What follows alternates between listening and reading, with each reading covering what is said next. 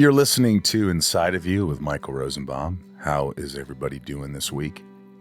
Thanks for choosing this podcast.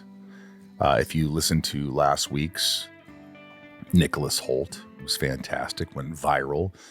And maybe some of you were like, hey, I'll give this podcast a shot now. I really appreciate all your help. I really appreciate all my patrons. Go to patreon.com/insideofyou.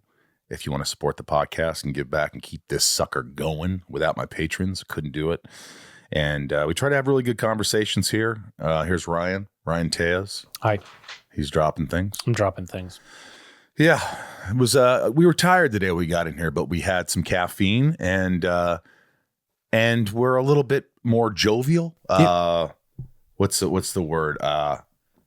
Exuberant with it. I wouldn't say we're exuberant. That's overwhelming with joy. We're awake. Yes, we're awake, folks. Even though that didn't sound very awake. Yeah. Yeah, that's true. It's rainy here in Los Angeles, at least when we recorded this, it was. Go to at Inside of You Podcast on Instagram and Facebook to follow us. Also on the Twitter, it's at Inside of You Pod.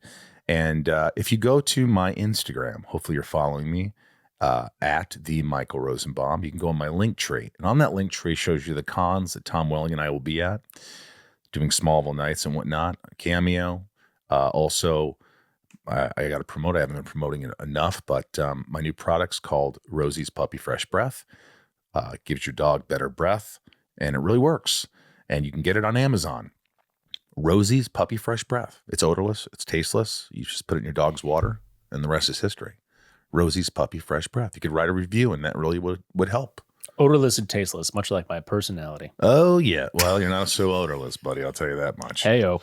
If you want to go to the Inside of You online store, that's also on the link tree on my Instagram for cool stuff like Leximus scripts and Smallville ship keys autographed and pictures and tumblers and whatnot. And of course, join Patreon, patreon.com/insideofyou. We got a great guest today.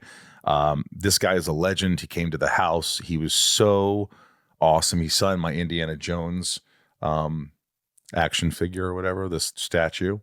And can you see it? Should I move it over a little bit? There it is. You can kind of see it. But he was so sweet. He was so sweet to you, Ryan. It was really nice. Just a lovely man. A lovely man and a great voice, that deep voice, and so jovial and fun. And I love John Rhys-Davies. It was really amazing to have him at the house, and you could tell he has so much fun with life. You know what I mean? Mm-hmm. I mean, he's just all about living. I think that's when you get to a certain age, you're like, just do it. Mm-hmm. Just live. And so that's what he does. And this podcast, I think, is very enlightening. I hope you enjoy it. A lot of good ones coming up, a lot of ones that we just had recorded.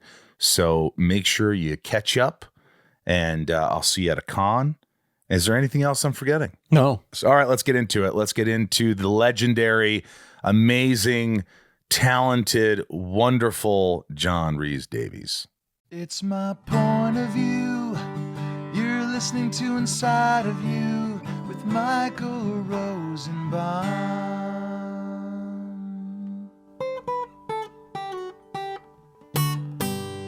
Inside of You with Michael Rosenbaum was not recorded in front of a live studio audience. This is more than a treat. I said that when I went outside and you were in the car, and I was like, "This is a treat." It is a treat. It's to me.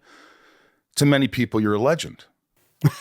In my own mind. do you think that? Do you think do you look back and go, I have a great body of work. I'm proud at what I've done. And you can sit back and say that now? Yes, I have. But I also would add the caveat, haven't I been lucky? Really? Of course. More so in our profession than in any other profession I know. What is that about luck? They say it's a commodity of preparation and opportunity. But it's the opportunity. And how many of us never get that opportunity? I went to the Royal Academy of Dramatic Art in London. Every single one of my classmates had their moment their 15 minutes of fame. They got their television series, all except one. I won't mention his name because he's still working. He was unquestionably one of the most able young men that I've ever seen. Plausible, good-looking, athletic. But he never, ever got quite that break. Really? Yeah, And you think he was just as good as you, if not better? He was different.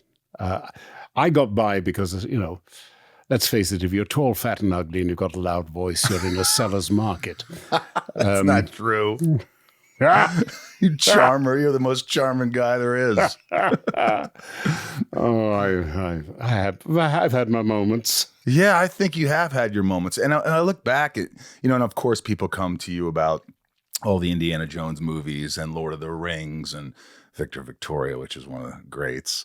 And all these, and Sliders. There's so many people that love Sliders and all these things. But what is the one project that, because a lot of people say, oh, all of them. I love it all. I just love acting. But what's the one or two that make you smile and go, that was really special to me?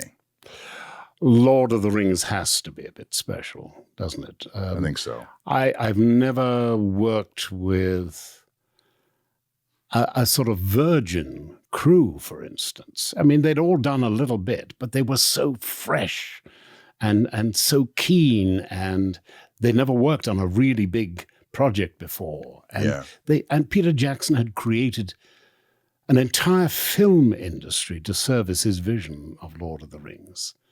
A wonderful cast. And of course, PJ himself. Yeah. Extraordinarily capable man. I went with duplicity in my heart. To be honest with you, when I heard that they were making Lord of the Rings, I said, oh yeah, good luck. And who's making it? Peter Jackson. Oh, he's made one or two wonderful small little movies. But, let's face it, if you've got a cast of 4 and 6 weeks to do it, anyone can direct a movie. And sadly do. But has he any idea of what he's really letting himself in for? I mean, Lord of the Rings has 21 leading parts. It has literally extras numbering, going into the thousands. By the time you've got the army involved on horseback, and we actually one day worked out, I think, that in New Zealand, anyone who had a driver's license had some part in making Lord of the Rings. That wasn't strictly true, but I think about 24,000 people altogether when you put in the post-production and various parts of the world. Yeah, is that intimidating to you to walk onto a set and see thousands of extras and focuses on you, or the focus on a couple of you, and you have to perform? Did you have nerves? Do you get nervous? Are you hard on yourself? What is that process like? I've worked with actors at the Royal Shakespeare Company, my old friend Julian Glover, when we were working at Stratford together. Julian would get so nervous, he would have a bucket and throw up in it every night before we went on stage. Wow. I don't know how you do it when you're that nervous. Yeah. I guess I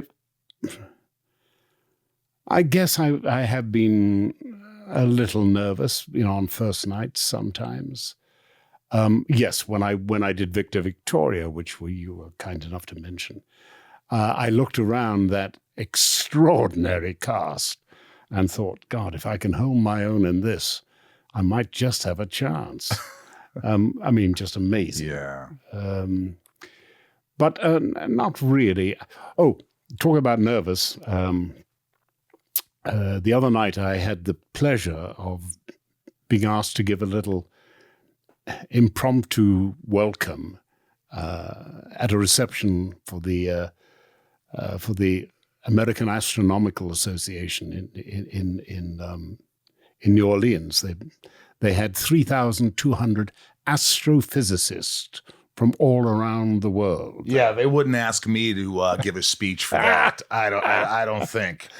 No. And I was able to say, Ladies and gentlemen, let me say that I have played before, large audiences before, sometimes an audience of up to 25,000.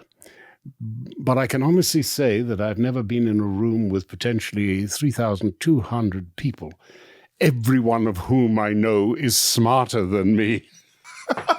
That's a great. You said that. Of course I did. That's a great way to make everything sort of break the ice, sort of like Exactly. and then you go into your thing. Yeah, well, exactly. But But you were nervous a little bit. no. No, God. I was too tired to be nervous. I've been doing a fan convention all day, and you know what it's like. How do you like those? I love them. What is? Because you didn't always do them, right? No. I used to avoid them. Why is that? Well, the first one I went to, I remember very acutely thinking, I've got to do this to promote this damn show. What the hell am I doing here? You could say fuck. No, I wouldn't dream to. Oh, you don't say that. No, I wouldn't. Oh. I will. That's not classy. Oh, well, it's not with a mic on anyway. Yeah. But you said it. You've used the word. No, I've used it occasionally, yes. But not on. And done it even more. Never mind. Good for you. I would hope so. Indeed, yes. Yes, that's indeed. the life right there. That's part Yes, I may be an old man, but I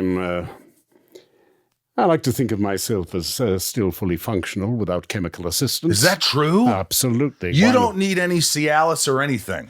Do you know, Cialis is worth taking, particularly if you're getting up there and want to avoid prostate problems. Really? Yeah, have I not given you my prostate thing?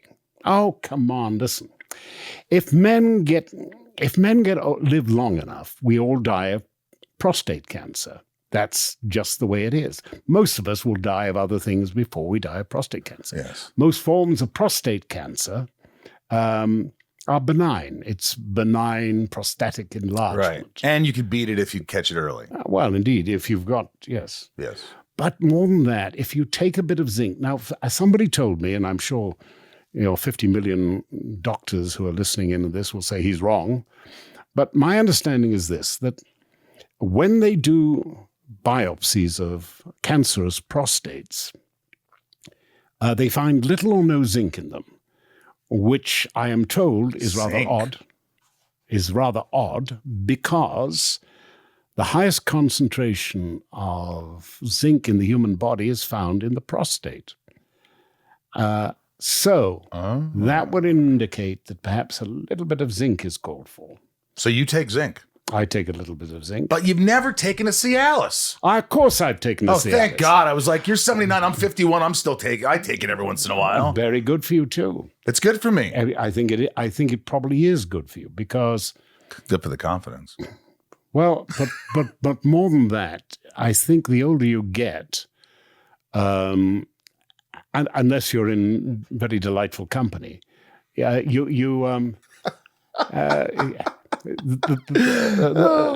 old member gets used less and less, and this is a very bad thing. Yes. Because obviously, it's like all those ducted type glands, like that thing that in your stomach that squirts an acid in when you have fat in your diet.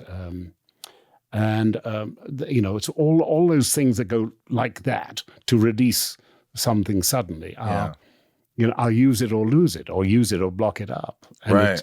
And lack of use it contributes, I think, to. My prostate doctor said that. He said something like, how often do you, not that we're going to get into this, but how often do you, do handle yourself? And I said, not really that much, how much should I? He goes, you should, at least a couple of times a week. And I go, oh, I don't do that at all. And that makes me worry that you need to release. A man needs to release, I guess. Yes, but there's something sort of rather sordid and grubby about a 79-year-old man bashing the bishop. I feel Genius. I do not consider myself in any way prudish. In fact, I consider myself a libertine, to be honest. But come on, do I really see myself as the old man engaged in solitary practices? Yeah. You know. Not for you, but just in general. It's just like I'd rather have a partner. Well, exactly. Yeah. Exactly. It's not that I have ADD too. So I just get all scattered. I'll fall asleep while trying to do it. You have to, with a voice like yours, and I know you've done things from audiobooks and everything, like reading the Bible and crazy stuff, like intense stuff. But do you do impressions at all? Not as well as Tony Hopkins does. He does. I've heard him do some. Tony does the best impressions of people that you've ever heard. He does. He could genuinely phone you up and say, Winston Churchill here. I've heard your podcast, and that is significant and profound.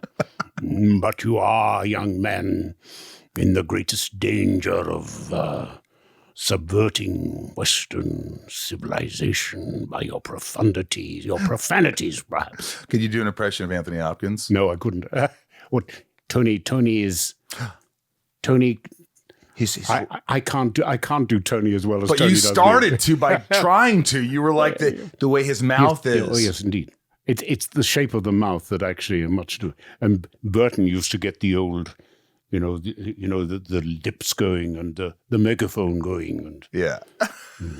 Oh God, Elizabeth. You have to be able to do a Sean Connery with that deep. Well, I can't quite get the lisp. But you have that voice where if you worked on it, you could easily do that. Sean is was the ultimate alpha male. You got to hang out with him? Well, we did Last Crusade, and I did a... Oh, yeah, of course. Last Crusade, right. And I did a piece of crap called... What was it called? Can't even remember. That was a piece of crap. It'll come back. Right. Anyway, he flew in from Switzerland to the castle where we were filming, and he flew in on Monday from his boat hole in Monte Carlo or Monaco or something like that.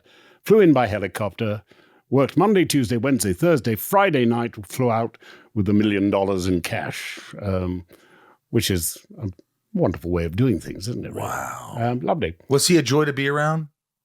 Or was he difficult? Was he intense? You're watching your words. I am. That's okay. I think he and Michael Caine were the great British stars of their generation. And I worked with Caine. I worked on one of Caine's pictures, never actually worked with him. I got blown up before the main titles. It was my first movie. Great. But Connery was... Connery was an extraordinary man. But one always sensed that there was a toughness there that never actually relaxed, really. Wow. Mind you, when those eyes crinkled quietly in a smile and those sort of slightly purple, mean lips just pursed themselves in a smile, you could just see women going, "Oh, Sean." Wow. But he had, he was the true alpha. I think the strongest alpha that I've ever met, really. Intimidating. No, just 100% male, you know? Wow. You could feel it. You could see it. Yeah. You could sense it. Yes. The movie you're thinking of now. No.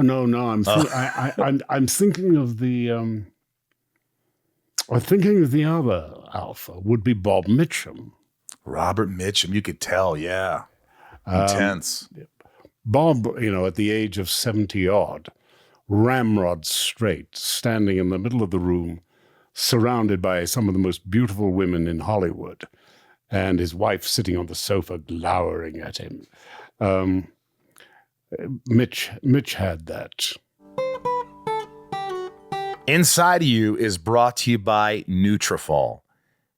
Let me tell you something. I'm going to just say it. For the first time in my life, I noticed a small area on my head that's just a little bit thinning, call it. Mm-hmm. Balding, if you will, if you must. Yeah. I am using Nutrafol, and I see that it's working, and it makes me happy. There's a lot of products out there, and hair thinning impacts a lot of us. In fact, over half of us will experience hair thinning at some point in our lives. It's not only common, it's normal. And I keep telling myself that as well. Join over 1 million people who are doing something about it with Nutrafol. Hair thinning is complicated. The problem is it actually could be much bigger than your hair alone. Like your skin, hair is a reflection of your health, and internal factors can impact the way your hair looks, feels, and grows. Nutrafol's whole body approach multi-targets possible underlying roots causes like stress, hormone fluctuations, nutrient gaps for visibly thicker, stronger hair. Nutrafol is the #1 dermatologist recommended hair growth supplement, with over 1 million people seeking thicker, stronger, faster growing hair with less shedding. While many supplements rely solely on ingredient studies, Nutrafol clinically tests final formulations to ensure their efficacy. In Nutrafol's own clinical studies, 72% of men saw more scalp coverage after taking Nutrafol men's hair growth supplement for 6 months, and 86% of women saw improved hair growth after taking Nutrafol women's hair growth supplement for 6 months as well. Look, all you have to do, Ryan, it's so easy, is take their hair wellness quiz at Nutrafol, Nutrafol.com, Nutrafol.com, for a personalized hair health plan based on your specific possible root causes. With Nutrafol, getting help building a hair growth routine is simple. Purchase online, no prescriptions or doctor's visits required, free shipping, and automated deliveries ensure you'll never miss a day. You could see results in 3 to 6 months. Take the first step to help you see visibly thicker, healthier hair. For a limited time, Nutrafol is offering our listeners $10 off your first month subscription and free shipping when you go to Nutrafol.com and enter the promo code INSIDE. Find out why over 4,500 professionals and stylists recommend Nutrafol for healthier hair. That's Nutrafol.com, spelled Nutrafol.com, promo code INSIDE. That's Nutrafol.com, promo code INSIDE. These statements and products have not been evaluated by the Food and Drug Administration. These products are not intended to diagnose, treat, cure, or prevent any disease or condition. When was the last time you auditioned for something? Oh, God. If I had to depend on auditions, forget it. I'm hopeless at auditions. Not good at auditions. No, I'm really bad. Do you not prepare enough because you're like, I don't want to do this all for nothing? No. It's not that. It's just that I'm just not very good, because an audition, generally there's somebody reading with you. And real acting is about listening. I often get up in the morning with that wonderful frisson of delight. I'm going to work today. I haven't a clue really quite how I'm going to play this part. Yes, I've worked on it. I've done it this way and that way and this way. But I haven't made any real hard and fast decisions. Unless, of course, I am the leading actor. Right. And then you really do have to have an idea of what you're going to be doing. But so often with character actors, you're there to make them, the director and the writer, look good. Yeah. And also to make yourself look good, of course. Yeah. But, until you actually get in the situation and the line comes at you, that's when you know how you're going to play it. Yeah, I always say that, just like you said, listen, it's just those moments where I'm not in it, I can't get it, I'm not feeling it. It's because I'm not connected and I'm not listening. That's right. And I've been told by mentors and things on set who are older actors I really respect, Tony Award winners, and like, Michael, are you listening? And I go, fuck, I'm not. Let's do it again. I know what I'm doing now, because everything else, it's just listen and everything else will come. But like with your auditioning, like, did you audition for Lord of the Rings? Well, I did hear that they were doing it, and I got asked to put something on tape, and I thought, Lord of the Rings, yes, well, this is going to be a complete a cluster, whatever it is. And I thought, never mind, I haven't been to New Zealand. Go there, take a part for a month, look around, and walk away, because this is never going to happen. This is never going to happen. he has no idea what happens when you make a big movie. And I'd done some big ones. I mean, Shogun in Japan. Yep. We were meant to spend 3 weeks in Tokyo in the tanks doing the sequence. We spent 8. We spent 7, 8. That's a lot. Yeah. But you put yourself on tape for Lord of the Rings. I put myself on tape because I wanted to, I think I wanted to play John Noble's part. I thought, get in, month's work, see the country, get paid, go home. And then when they came back and said, we want you for Gimli, I thought, what the hell? I've spent 30 years trying to be recognized. What the heck would why would I want to put myself in a prosthetic like that? And why would I want to spend 5 or 6 hours a day, in makeup? And I said, no. Oh, don't worry, John, said my marvelous then manager, Louise. Then. Yeah. Well, she, we're still friends, but she's really not quite in the business anymore. But right. She said, don't worry, they're going to get it down to an hour. I said, nonsense. You can't get it down to an hour. It's going to be a full prosthetic. It's going to take 5 to 8 hours out of my filming life.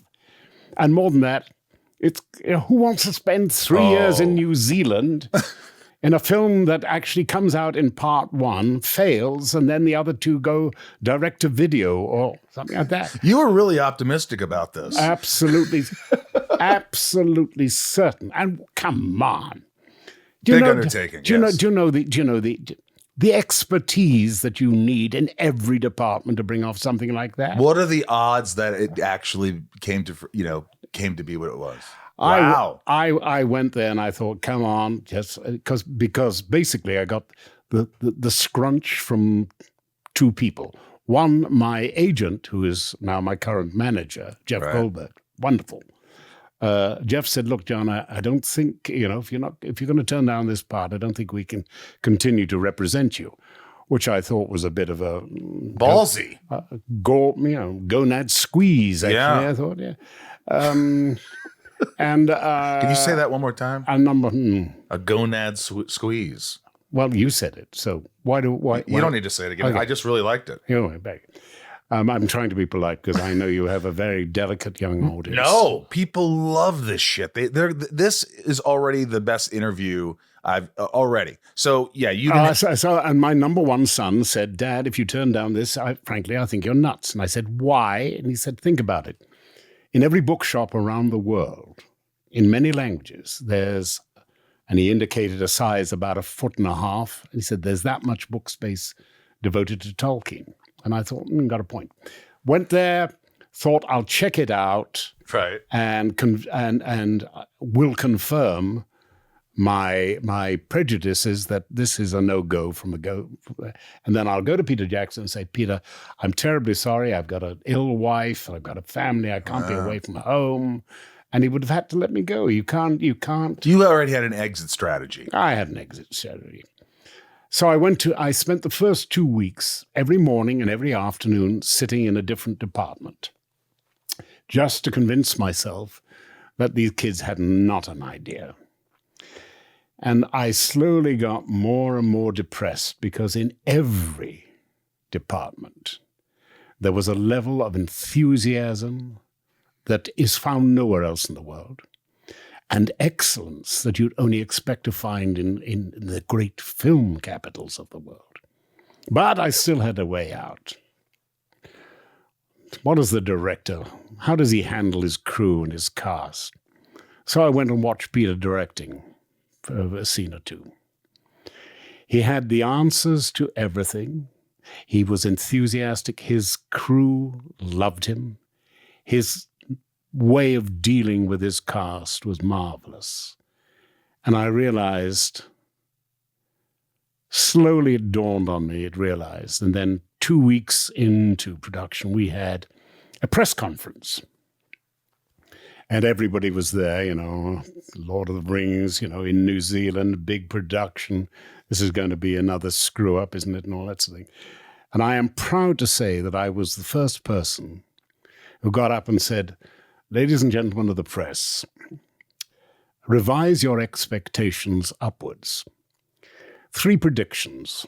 1, this film that we're doing now is going to outgross the new Star Wars, at which point Peter Jackson buries his head in his hands. 2, these films, when they come out, are going to be regarded as the most remarkable and successful films of the decade. And in 20, 25 years' time, when you look back, you will recognize them as being a masterpiece of filmmaking. Wow. And then your son looked at that video and said, who is this guy? Who is this guy? How did he change so fast? Wow. That is amazing. And about 18 months later, PJ came to me and he said, when you said that, I said, you mean when you buried your head in my hands? He said, yes. As a matter of fact, the figures have just come in and we've just outgrossed the new Star Wars. That is amazing. Well, you get, I'd done some big ones. I did War and Remembrance, which was 18 months of principal photography around the world. You get the sense of what can go wrong and what does wrong. Shogun, losing that time, but then being able to make it up. In War and Remembrance, we had one of our leading ladies came down with pneumonia, and basically we had to stop filming for 5-6 weeks. The challenge for a big production like that is not getting behind. The real quality that production coordinators and great producers have is they make it happen no matter what. In those days, there wasn't much accommodation to be had in South Island, New Zealand. We go down to Queenstown to shoot a sequence. We go down there with, the principal actors, the hobbits, the basically 9 of the Fellowship and 1 or 2 others. We've got 200 crew. We've got 200 horses, Nazgul, extras. So we're down there, and it starts to rain. Now, production office is about 3 kilometers outside Queenstown. It rains. It rains. It rains again. To the effect that it actually wipes out 7 or 10 houses on the hillside overlooking the little road into Queenstown.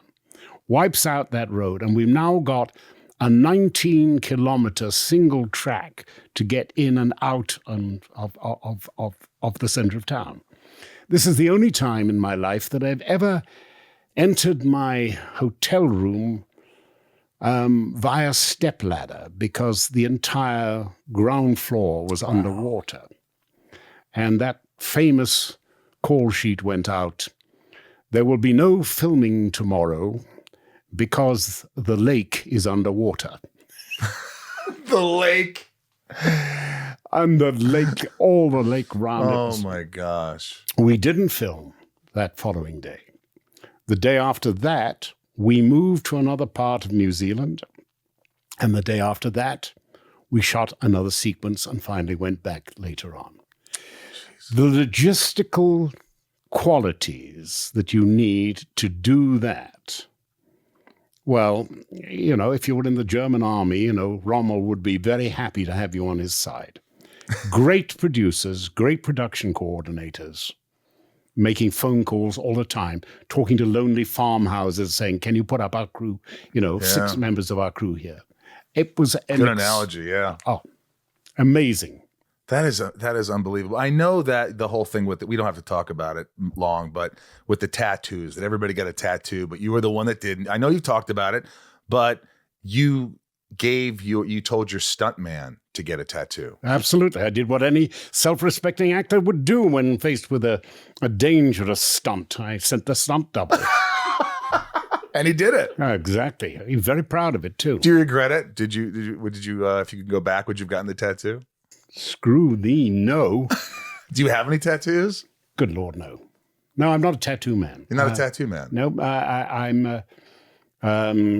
Yeah, you know, I don't like needles to begin with, but more than that, it seems to be a generational thing.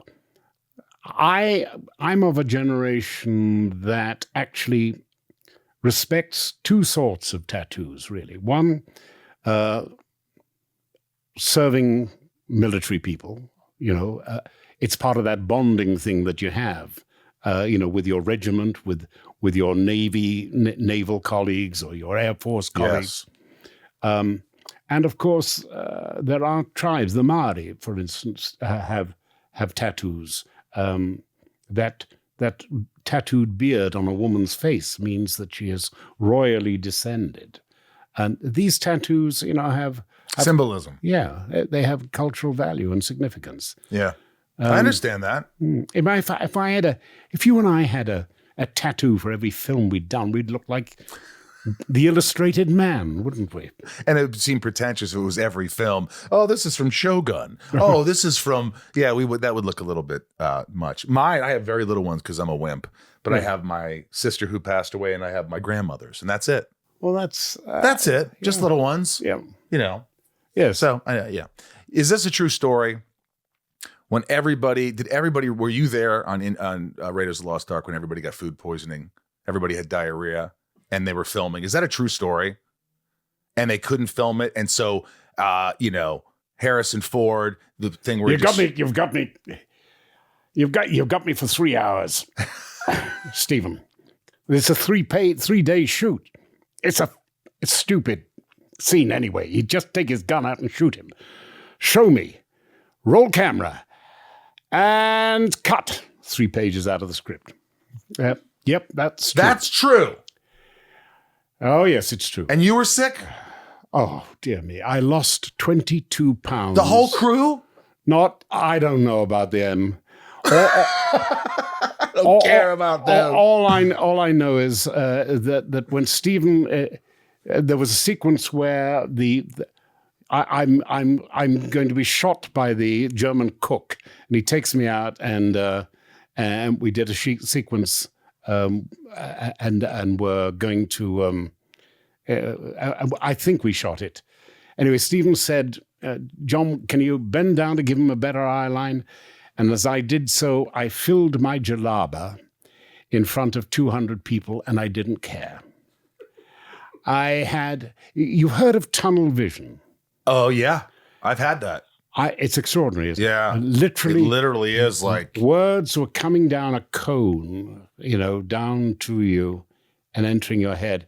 And the vision is really very, very tight. It's about 6 inches wide. My next memory is I'm lying into this hotel bed. Unfortunately, it's the hotel room where no matter where I put the damn bed, that little column of ants would come in and walk over my chest and exit down somewhere. So I'm lying in this bed with ants in it. Oh, God. In which I have vomited and excreted. I have a temperature of around about 105. I'm dying.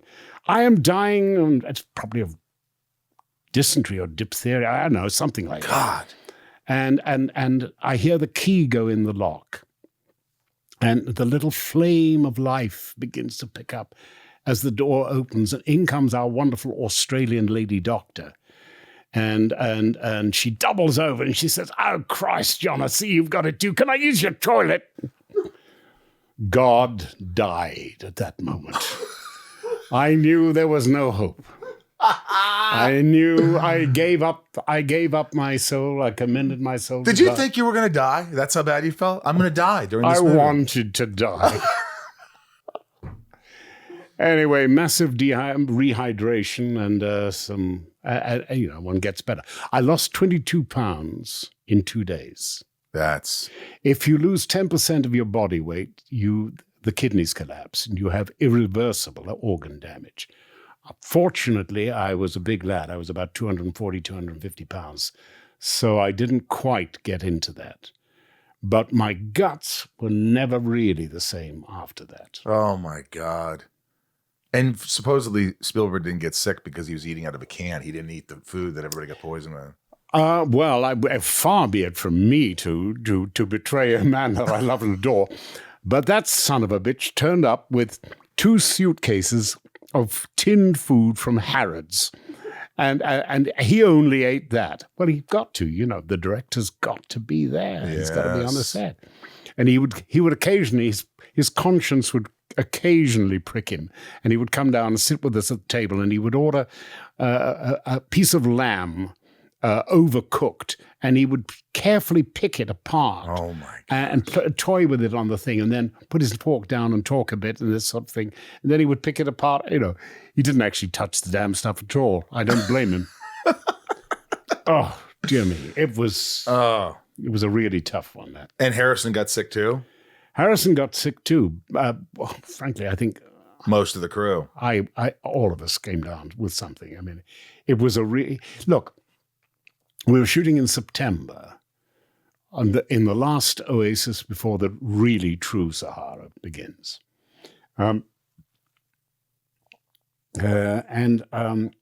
September is the time of the date harvest. When the dates are out, the flies are everywhere. Added to which, we had 5,000 or 6,000 Arab extras, and we clearly didn't have enough latrines. So after 5 weeks of shooting there, you sat down in the desert and put your hand in the sand and, yes. I've done that on the beach once. Yeah. That's what I understand. Yeah.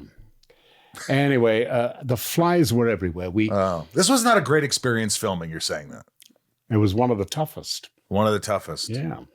Do you still, by the way, obviously, I'm sure you don't call them all the time, but like Harrison or Steven, I mean, is there some people you talk to here and there? Well, Harrison and I don't really have a great deal in common, and I work around the world, so I'm seldom in Hollywood. But every time I used to bump into Steven, I used to say to him, Steven, now look, 1 and 3, wonderful. 2 and 4. Not quite there, isn't it? Now, what is there missing in 2 and 4 that there was in 1 and 3? The proverbial you. That's amazing. I'm sure he gets a kick out of that. This episode is sponsored by Betterhelp. You've heard me talk about Betterhelp, and it has helped a lot of people, a lot of my friends and family, and it's just so important. I find therapy to be so helpful in so many different ways. A lot of us wish we had more time, but time for what? If time was unlimited, how would you use it? The best way to squeeze that special thing into your schedule is to know what's important to you and make it a priority. Therapy can help you find what matters to you so you can do more of it. It's helpful for learning positive coping skills and how to set boundaries. It empowers you to be the best version of yourself, and it isn't just for those who've experienced major trauma.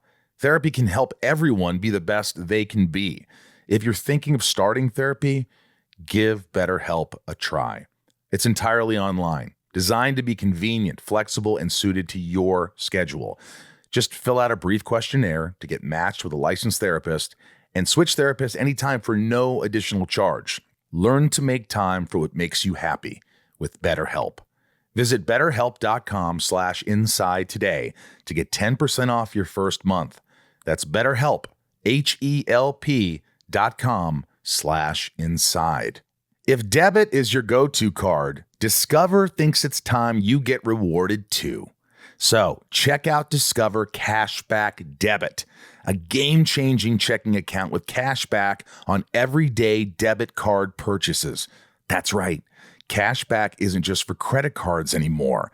Whether it's a movie date, flea market find, or a midday latte, you can start earning cash back. And did I mention there are no fees? Period. Check out transaction eligibility and terms at discover.com/cashbackdebit. Discover Bank, member FDIC. What a treat. I mean, you've been in some of the 2 biggest franchises ever. Well, I mean, who can say that? Not many people. I've done a Bond film too. Again, a Bond film with Timothy Dalton. That's right. How much fun was that? A lot of fun. Did you like him? Is he a good person? Timmy and I had butted heads in the theater in 1969 in my first little pro job as an actor after having left RADA. And we got on fabulously well after that. I think Timmy was a superb Bond. Yeah. But then Pierce, well, I think, did a damn good job as Bond as well. I remember just Roger Moore from when I was younger. Roger, I met Roger. I knew Roger, yes. You did? Yeah, he was pretty good. But for me, Connery... Yeah, it's everybody's. Connery was... There was a meanness about Connery, you know. You know, this was a guy you could imagine would actually kill. Yeah. He might have. He might have killed. Who knows? No. I'm sure he's gotten a lot of fights. Well, he was a fighter. He was a boxer. He had done a bit of boxing, you know, and as a younger man. Yeah. Hey, did you ever improvise on sets? Were you someone that Spielberg would say, just do something, just if you feel free? Do you like that? I personally love that. Many actors hate that. They want the security of the words there in the framework that's there. That's what they know. I loved working with Peter, for instance, because we'd get what we needed to do for the scene, and then he said, "Okay, I'm cutting it loose now. Wow, vamp a bit." And every time he giggled, I knew it would at least be in the first cut, rather. Was there anything that you can recall when watching the movies, you're like, I added that? Well, not the beard was added because I was doing a funny balancing thing like that, and Orlando thought I was actually losing my balance. So he put his arm out instinctively to help me and grabbed the beard, and I grabbed his hand and said, "Not the beard." And Peter left it in. There were one or two others, but but sometimes these things just evolve, you know. Yeah, I hear all these stories, these amazing stories. And I always say, we were just talking to another guest about how life is about memories. Life is about the good times, your family, your friends. And that's really what you take with you. I mean, you can't take all you leave behind, really. You leave behind, right, yeah. All you leave behind are your children and the memories. Right. And that's what I meant, that's why it's important for us actors to bear in mind that is all we leave behind. I was talking to a group of young American actors about a year ago, and I mentioned Laurence Olivier. Laurence Olivier, the greatest stage actor in Britain in the 20th century, most famous. Hopkins does a great impression of him too, by the way. Yes. That's great. Yes. And I do this, whatever, I don't know what he says, but it's brilliant, yeah. I saw blank looks in their eyes, and I said, Sir Laurence Olivier? Who knows who Sir Laurence Olivier was? And one put his hand up and he said, was he a writer? And I thought, oh, God, if the most famous stage actor of the 20th century is forgotten already, none of us have got a chance. None of us have got a chance. It tells you what's important, shows you what's important. The way actors must conduct themselves, really, by the end of their lives, and you never know when that's going to happen, is that when you die, your colleagues, your friends say, gosh, I knew him. He was a good guy. I missed him. I cried when Robin Williams died. Yeah, me too. There was an indefinable greatness about Robin that just touched your heart. And there was a feeling I got of you just knew he was a good man. Like he had a big heart and he cared and he loved and he probably cared so much about making people happy and being great and all those things that weigh on you. And he was one of those people I imagine did it more for others than himself, took care of others more than he did himself.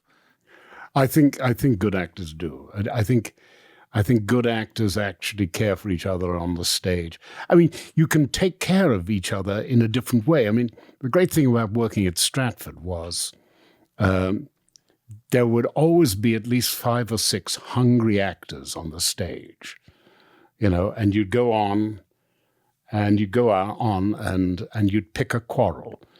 You know, you'd stand in a slightly different blocking position and blast the guy next to you with a line. And he would flinch and look around, and he'd hit the next person with the next line.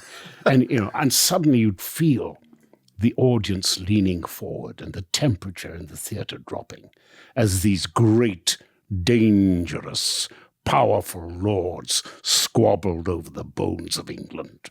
It was wonderful. Wow. And you get off and you hug each other. You know. I had this visual while he's just telling that story. I'm actually thinking of the audience. I'm seeing them as you guys are on stage and just, man, that's beautiful. What is the hardest time of your life, if you could look back? If it was the toughest time, and how did you get through it? Hardest thing of all, I lost a son here in Los Angeles, actually. Born on the 22nd, died on the 27th. The loss of a child is something that no parent wants to hear about. Those who have lost children are a special group of humanity, and only we can talk to each other. Normal parents don't want to hear about the loss of a child because it might be catching. And that's how instinctive we are as human animals. There is no pain like that. And I will not be the only parent who will say that in these circumstances you ask the questions as delicately and objectively as you can to see if there's any part of you that can save this child's life, and you would quite happily. I would have been very happy to go in to Cedar Sinai and say, look, I'm very sorry about this. This child can use my heart in such and such a room. I beg your pardon. I'm going to the bathroom now. Bang. Clear up the mess and use it. Because that's what parents do. You know, my father, a couple of years ago, we lost my sister, and very old school, never saw him with any emotions except, you know, anger or, you know, laughing at times. But never, he wasn't one of those, I love you, I'm proud of you, all these things. And when my sister was sick for a very long time, but the phone call I got, I'll never forget his voice and him, the grief that I felt through him. Yes. And the crying is just like a pain that I never want to imagine again. I know, I'm sure, God forbid, but I will probably, you know, I'll go through those moments, but like, it was life-changing. It was life-changing for me. It was obviously life-changing for him, but yeah, I can't imagine that. It's like, and the follow-up question is, you know, you say, how do you go on? And you say, well, what else is there to do? Well, you go on because you have other children. And you go on because there's work to be done. And I really do believe in the discipline of the theater. The show must go on. It doesn't matter about your misery, your anguish, your pain. The show goes on, and you do it. And of course, work is a great doctor. But let me take advantage of this segue that you introduced here. Look, I'm 80 years old. I tell my three children, I'm now 80 years old. The hammer will fall one day. I do not believe it will be today, but I don't know. From now on, every time you say goodbye to me with the sense that it might be the last time you say goodbye to me. And I will be doing that to you too. Wow. But more than that, don't worry about death. You know, Seneca says, look, you should rehearse your death. In your mind, you should rehearse your death so that you get over the fear of it. I've had a plane crash. I had a plane crash in Zimbabwe in '85, and as the plane was crashing, I learned something about myself. I am not going to be one of those people who goes, "Oh my God, I'm dying. I'm going to die. I'm going to die." For me, it was, "Oh shit, what a stupid, stupid way to end." It was like a great blanket of depression. And I've had guns pointed at me, and once or twice I've thought, "Oh dear, this is not going to be a happy end." And the other night, actually, I was driving over the mountain, and I skidded on the wet road, and I went into the blackness, and I thought, "Oh God, this is going to hurt." I don't know why. I just picked the right spot, and the blackness was actually another bit of road just coming into it a little bit lower. Got away with it, but don't be afraid of death. Every one of us is going to die. Be afraid of pain. I mean, I don't want to. Yeah. I will whimper if I've got tubes up everywhere, and and the pain can't be. So, but don't be afraid of it. I lack real faith. Many of my Christian friends, many of my non-Christian friends, have a belief in a life after death. I used to have no belief in a life after death, but I think the nature of the universe, and the more we know about it, means the less we know. I mean, people say that there isn't a God. Well, if you can believe in Boltzmann's brains, for instance, the idea that from quantum froth, an entire Volkswagen bus can burst into reality and vanish equally quickly. Well, a brain could do that as well and vanish, or a brain might manage to establish itself in that billionth of a trillionth of a split second. That would be, if you can believe that. Like a transcending. Yeah, absolutely. Look, if you've got enough space and enough time, anything can happen. That's a good way to think. And what do we got? We've got, We've got 400, let me get right, 400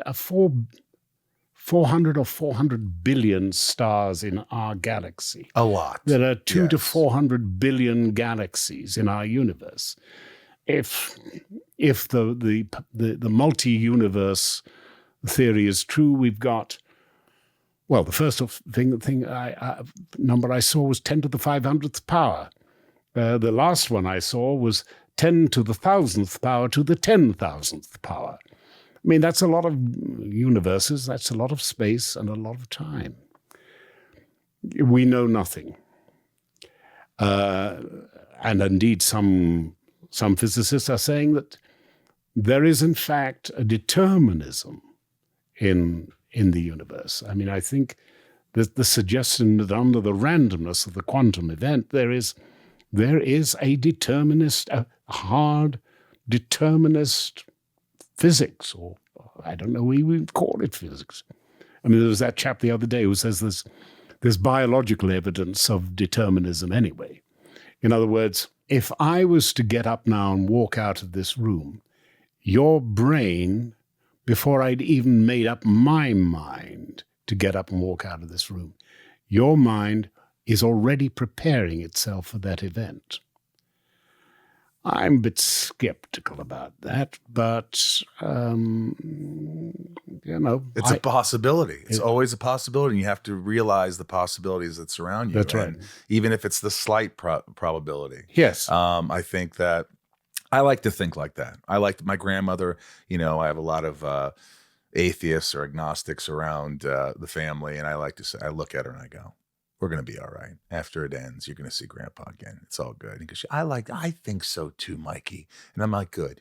You think that. Yes. Why the hell should you? Anyway. All right. This is the last. This is called Shit Talking. By the way, Rhys-Davies. John Rhys-Davies. Davis. The Welsh name, you see, Welsh. This is Shit Talking with John Rhys-Davies. All right. Rapid fire. Oh God, one of those. Why can't we talk about NASA? NASA is doing the most important. It's doing the most important engineering in the world. You belonged to giving that speech to those astrophysicists. Oh, you were made for that. Yeah. Gen T, when reading scripts, what are the two things within the writing that need to stand out for you before you decide to take the role? Do I believe it? Do I believe these characters? You take parts for any number of reasons, don't you? Really? I mean, because a friend asks you to do it. Not anymore, though. I decided no more friend things. No more friend things? No, not unless it's unbelievable. Because usually it's like, all right, dude, I'll do it.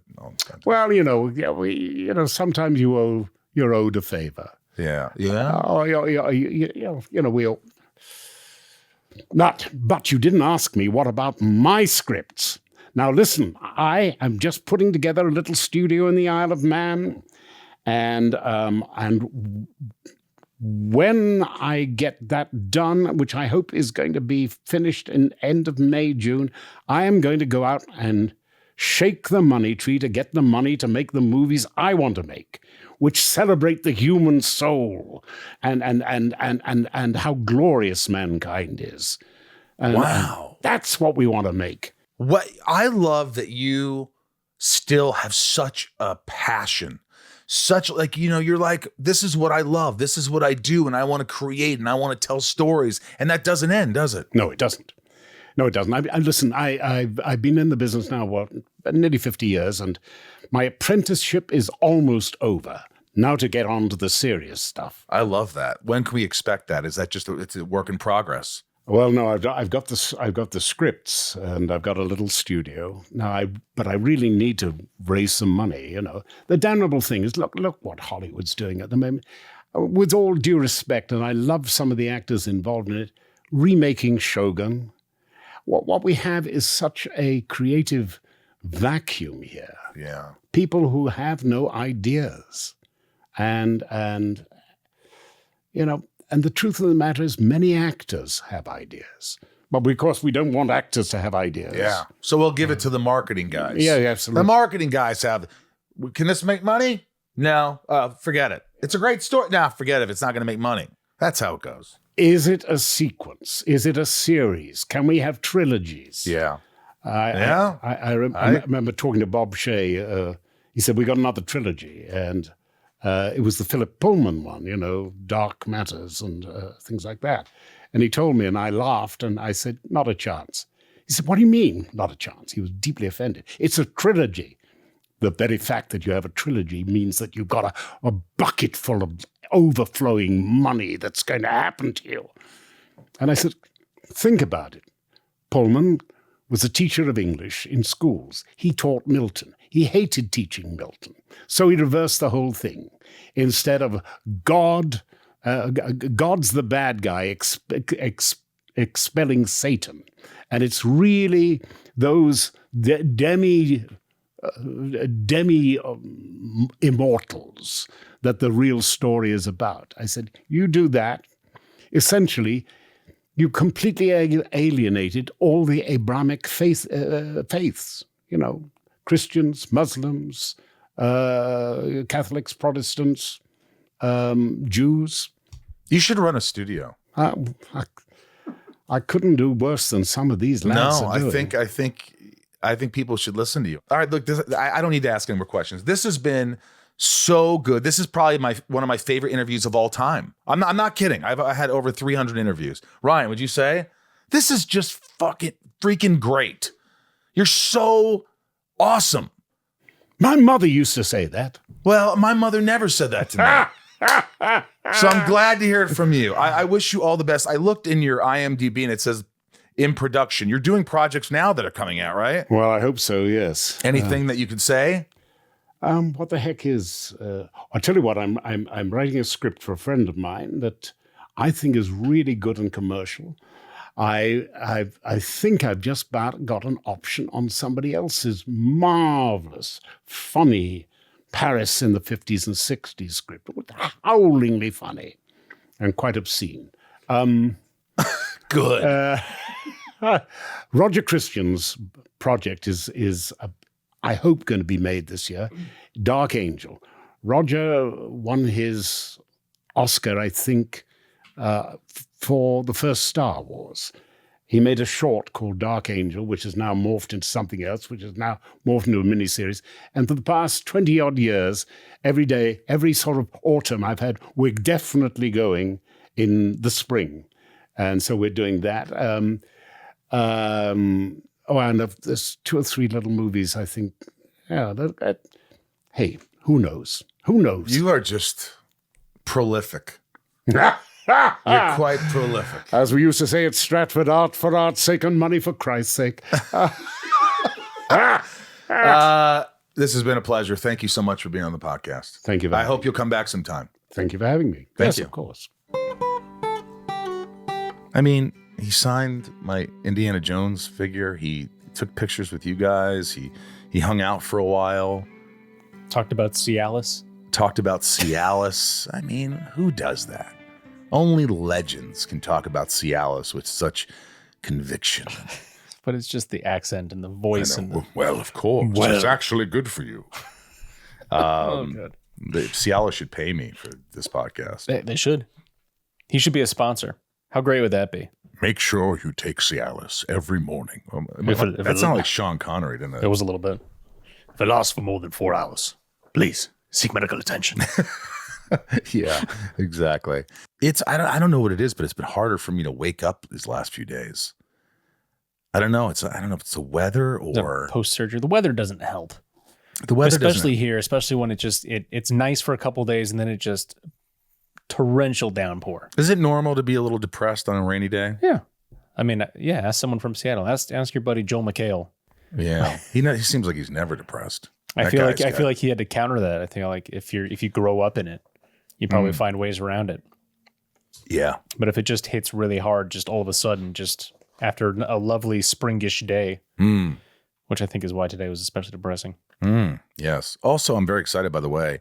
My book, I did a children's book, and it comes out like probably August, September, and we're getting to the nitty gritty. We're getting to the end, and it's really good. I showed they sent me a mock up. I've seen it. So and it's pretty cool, isn't it? Mm-hmm.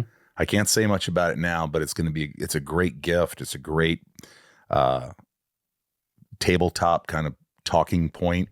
I'm really proud of it. I think it's going to be just fantastic. And Simon & Schuster's putting it out.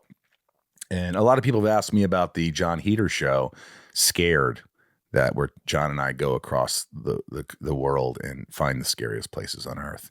We're still trying to shoot that, scheduling. So hopefully we'll shoot them this year, and those will hopefully air. And I'll let you know about that.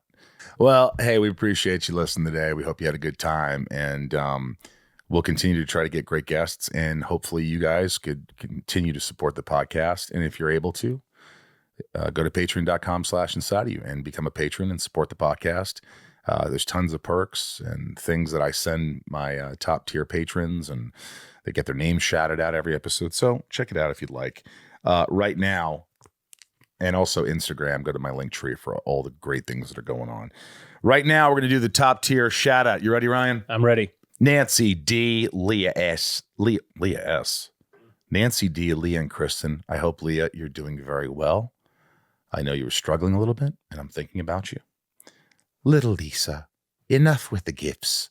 I don't need any more gifts from you. You're too kind. Save your money. Buy yourself something nice.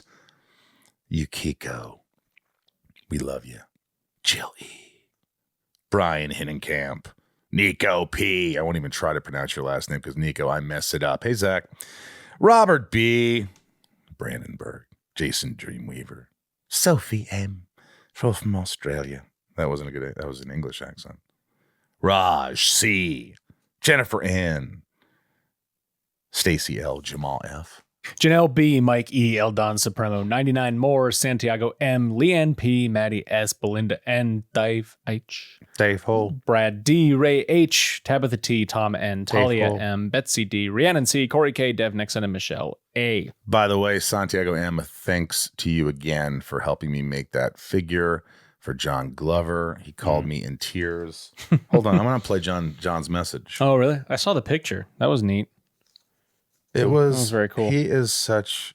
This is after he got the statue that Tom Welling and I got him that Santi had made. I want to leave a message. I'm looking at myself, this big, beautiful thing that just arrived.